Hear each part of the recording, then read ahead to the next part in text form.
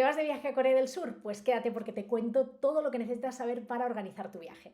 En primer lugar, los vuelos, porque eso es probablemente el primer paso que vas a dar a la hora de organizar un viaje a cualquier sitio, pero en este caso a Corea del Sur. Hay dos aerolíneas que hacen los vuelos directos, Korean Air y Asana, pero yo siempre recomiendo pues, que vayas a la web de Skyscanner, que es un comparador de vuelos, y ahí te salen diferentes precios, con diferentes tipos de vuelos, con escalas, sin escalas, etcétera, y luego tú ya escoges dónde reservas el vuelo, si en una de las múltiples agencias que te salen o directamente en la aerolínea.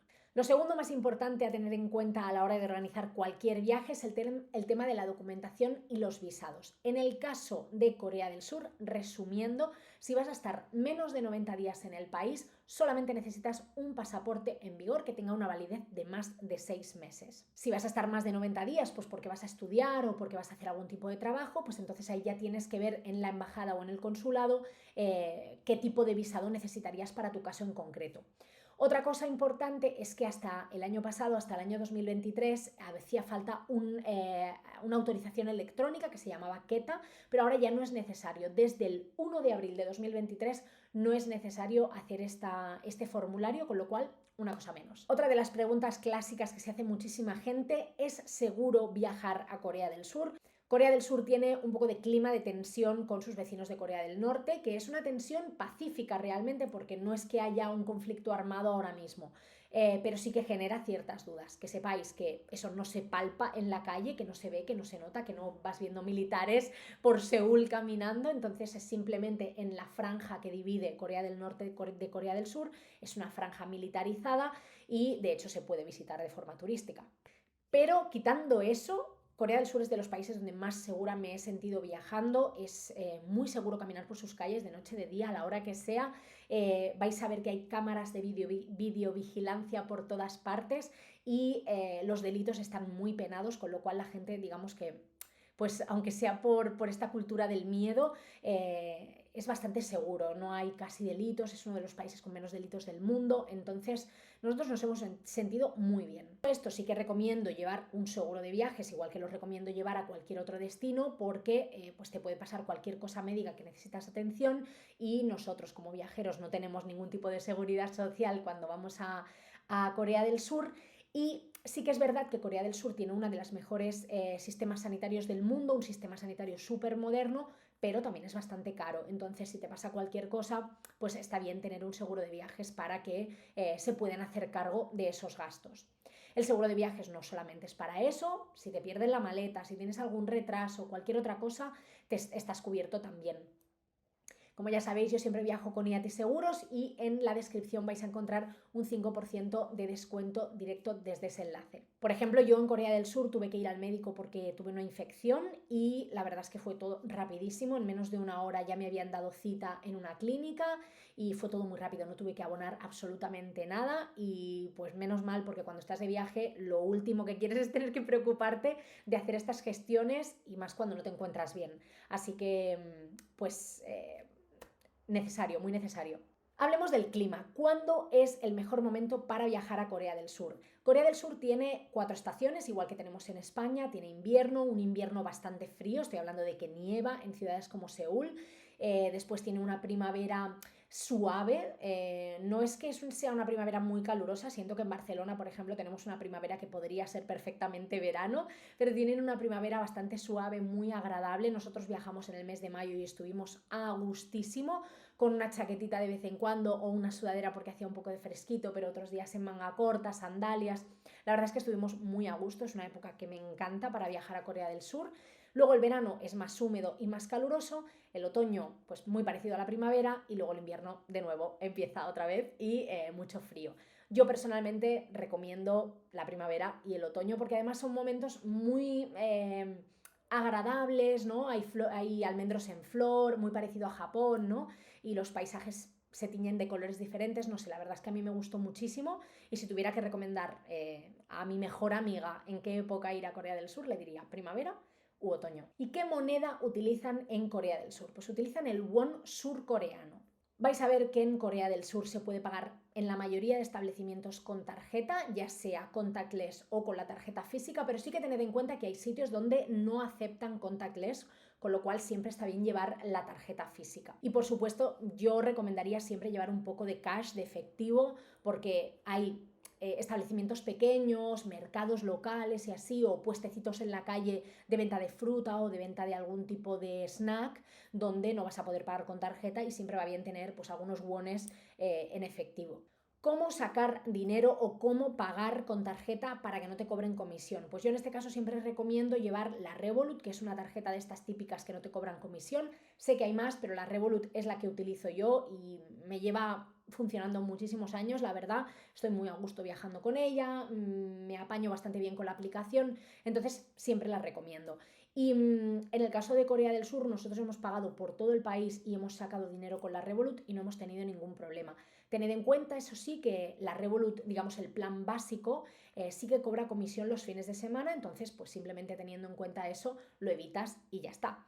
Y otra cosa que hay que tener en cuenta es que algunos bancos en Corea del Sur sí que cobran por sacar dinero, pero eso es una comisión que tiene más que ver con el banco de allí que con la tarjeta. Y hablando de dinero, pues hablemos un poco de los precios. A nosotros personalmente Corea del Sur nos ha parecido un país más barato que España. No voy a decir barato o caro, pero sí me ha parecido más barato que España a nivel turístico, ¿no? Los alojamientos hemos estado pagando entre 30 y 50 euros por noche en todas partes, excepto en Seúl, que es el sitio donde más hemos pagado, porque también reservamos con menos antelación. Hemos pagado entre 30 y 50 euros por noche en habitaciones bastante grandecitas, en apartamentos, hoteles, etcétera.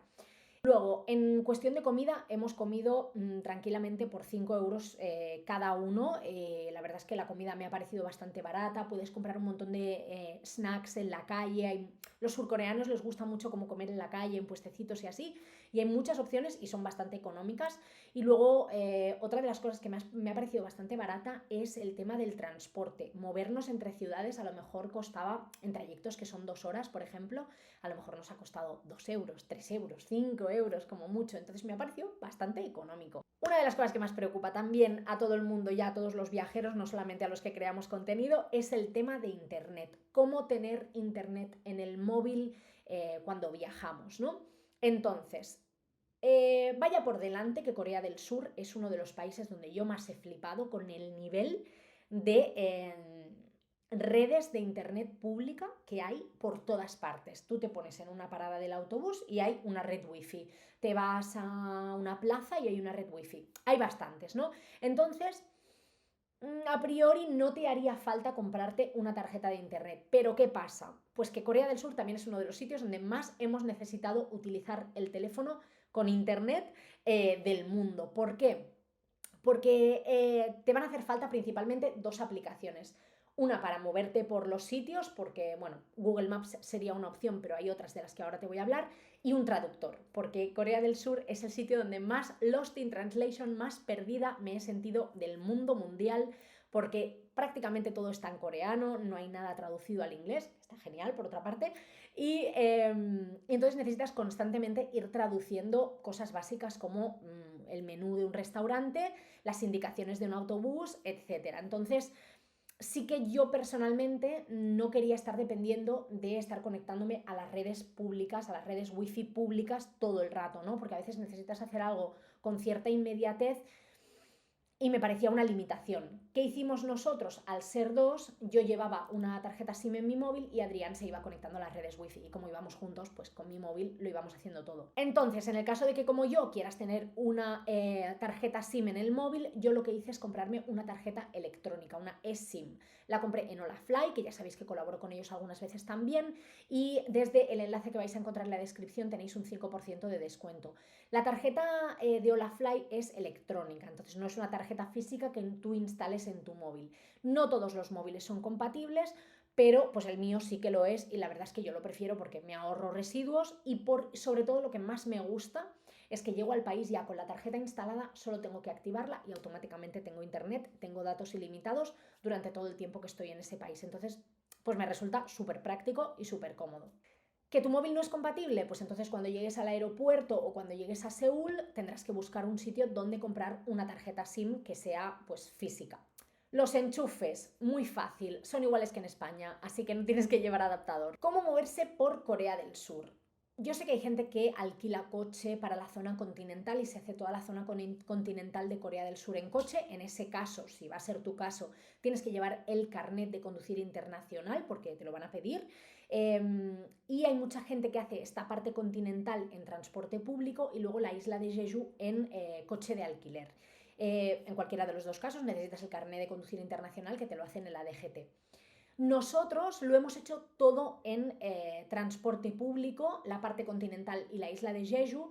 La parte continental está muy bien conectada, te puedes mover muy fácilmente y de forma muy económica, como te decía.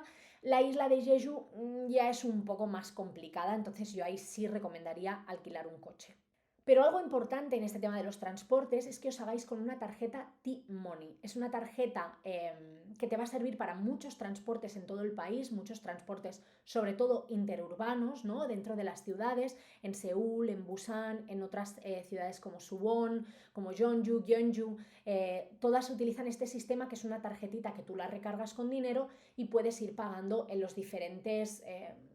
en las diferentes máquinas de los diferentes transportes, ¿no? De los autobuses, de los metros, etcétera. Y solo utilizas una misma tarjeta. Es súper práctico, súper cómodo, funciona muy bien y merece la pena. Luego, para moverse entre ciudades, autobuses, trenes, para moverse en las mismas ciudades, también funcionan muy bien los taxis. Hay una aplicación para llamarlos que se llama Kakao te voy a dejar aquí el nombrecito puesto para que lo veas, y esta aplicación nos ha venido muy bien a la hora de reservar taxis en todo Corea del Sur, tanto en la parte continental como en la isla de Jeju. Y hablando de aplicaciones, aparte de esta que te he recomendado, Kakao T, hay otras aplicaciones que yo sí o sí me descargaría antes de viajar a Corea, porque la verdad es que a nosotros nos han salvado la vida. Como os digo, es un país que supone un cambio cultural muy grande respecto de Europa y pues estas aplicaciones funcionan muy bien. En el caso de Google Maps no hace muy bien los itinerarios a pie. No funciona, digamos, directamente, es que no funciona. Entonces te recomiendo descargarte dos aplicaciones para lo que son itinerarios a pie o itinerarios en transporte público que quieras calcular en una aplicación de mapas. Son dos, Kakao Maps y Naver Map. Te las voy a poner aquí también para que las veas. Y otro tema súper importante que ya comentábamos antes es el tema del idioma. Como os digo, en Corea del Sur las personas a partir de los 30-35 años no hablan muy bien inglés, no lo han aprendido, son las nuevas generaciones las que lo están aprendiendo ahora, entonces pues a veces es bastante complicado comunicarse, así que es importante llevar un traductor. Puedes utilizar el traductor de Google, funciona bastante bien, pero hay uno que funciona un poquito mejor que se llama Papago, es una aplicación también y digamos que es un poquito más fiel al coreano. Astronomía, porque yo sé que este es un tema súper importante para muchas personas, tanto para aquellas que son un poco más foodies y que les gusta probar y experimentar con la comida, como para las personas que tienen miedo a la hora de viajar y no tener muchas opciones, que la comida local no les guste. Entonces, tanto si eres de unos como si eres de los otros, estás de enhorabuena. Para los foodies vas a flipar con la variedad de platos y de opciones gastronómicas que hay en Corea del Sur. Es increíble. Yo tengo un poco de relación amor-odio con la comida surcoreana porque sí que disfruté mucho de sopas, fideos, dumplings y cosas así. Las barbacoas coreanas son increíbles, pero está toda esta parte un poco más rara o más diferente, como por ejemplo el bibimbap, que es uno de los platos estrella de la gastronomía surcoreana, que es un bol de arroz con verduras de diferentes tipos, muchas que no había visto en mi vida, y una yema de huevo cruda encima, que es que lo de las yemas de huevo crudas a mí me cuesta todavía de entender. Y pues por ejemplo este tipo de platos, aunque no es que me disguste, pero tampoco es el tipo de plato que yo comería todos los días, ¿no? Y luego además en Corea del Sur tienen una extraña costumbre que no me esperaba y que nadie me había contado, que es que comen muy picante, que le echan mucho picante a las cosas. Marinan, por ejemplo, el kimchi, que es col fermentada, lo fermentan muy picante, ¿no? Y entonces eso me chocó bastante. He estado 2 meses en México y de verdad creo que la comida coreana es más picante. Luego, si eres del otro extremo, que no disfrutas probando tanto comida nueva, que te da un poco de miedo probar nuevos sabores y que te quieres mantener un poco como en esa zona de confort gastronómica, pues tampoco te preocupes porque hay un montón de cadenas de comida rápida. Hay restaurantes italianos que, aunque no son la panacea porque la verdad es que no, pues está bien para salir del paso con un plato de pasta. Hay muchas hamburgueserías que la verdad es que están muy bien.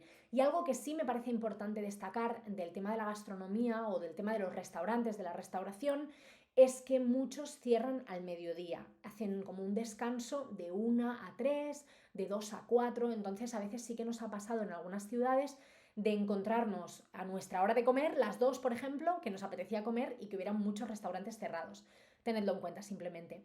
Importante también con este tema de los horarios es que para desayunar, a mí por ejemplo no me gusta el desayuno más asiático, prefiero un desayuno más europeo con un sándwich o algo así. Y esto no es tan fácil de encontrar, sobre todo es complicado encontrar cafeterías que abran antes de las 10 o las 11 de la mañana. Sí que hay una cadena que se llama Isaac, que hace sándwiches y que era como lo más parecido a un desayuno europeo un poco fast food, que encontrábamos abierto pues a las 8 de la mañana, por ejemplo, cuando nos apetecía desayunar. Entonces muchas veces lo que hacíamos es que nos comprábamos cosas en el supermercado, nos las llevábamos al hotel o al apartamento y el desayuno nos lo gestionábamos nosotros porque nos ha costado desayunar en Corea del Sur, nos ha costado. Hablando de alojamientos, ¿cómo son los alojamientos en Corea del Sur? Bueno, pues yo diría que en Seúl y en Busan es donde más hay que darse prisa reservando porque pues son grandes ciudades y aunque sí tienen muchas opciones, si te quieres alojar en una buena ubicación a buen precio y de buena calidad, tienes que mirarlo con antelación porque se agotan bastante rápido. De hecho, Seúl es el sitio donde más hemos pagado por un alojamiento, que pagamos como 100 euros la noche, que se salía un poco de nuestra media, pero queríamos estar bien ubicados, queríamos tener un hotel que estuviera bien y pues ese fue el precio a pagar porque lo reservamos con muy poca antelación. Así que ese sería el primer consejo, que cuando tengáis claro el itinerario lo reservéis antes. Así que esa sería mi recomendación, que cuando tengáis claro el itinerario reservéis los alojamientos de Seúl y Busan lo primero. Los alojamientos en Corea del Sur pues hay un poco de todo. En general en las ciudades son más pequeñitos, hay menos espacio, entonces son más pequeñitos, y luego en otras ciudades como Gyeongju o Jeonju hemos tenido habitaciones bastante grandes, habitaciones triples, hemos estado muy cómodos en general. E incluso nos hemos alojado en hostales familiares, como pequeñitos, muy locales y tal, y hemos estado muy, muy a gusto, hemos dormido cómodos, todo estaba bastante limpio, con lo cual yo creo que por poco precio, por poco dinero, como os decía antes, entre 30 y 50 euros para los tres, nos hemos alojado en sitios que estaban muy bien y sobre todo lo que nosotros buscamos es buena ubicación y lo hemos conseguido. De todas maneras, en la descripción también te voy a dejar enlazado el artículo en el que os hablo de todos los alojamientos donde nos hemos alojado en Corea del Sur, para que tengáis un poco referencias por si queréis alojaros en los mismos o ver un poco en qué barrios estábamos alojados. Y por último, otra de las cosas que yo reservaría con antelación son algunas actividades que se llenan un poco más. Por ejemplo, en Seúl, una de las actividades más turísticas es la visita a la DMZ, que es la zona desmilitarizada que está en la frontera, como os comentaba antes, entre Corea del Norte y Corea del Sur. Y hay un tour, que esto solo se puede hacer en tour, no lo puedes hacer por libre, pues hay un tour que te acerca hasta esa frontera, que te lleva a diferentes puntos, y eso es una de las cosas más turísticas que yo sí, cuando tuviera claro el itinerario, reservaría con antelación. O por ejemplo en Busan, que hay un montón de miradores, que hay un montón de cositas así turísticas que hacer.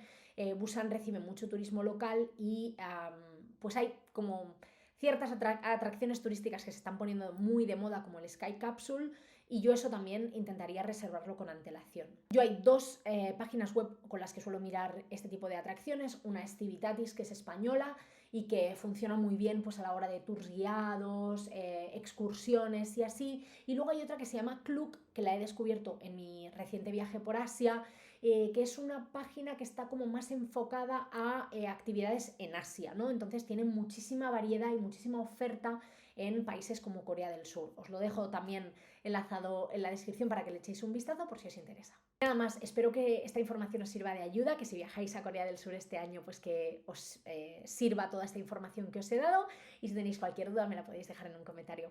¡Chao!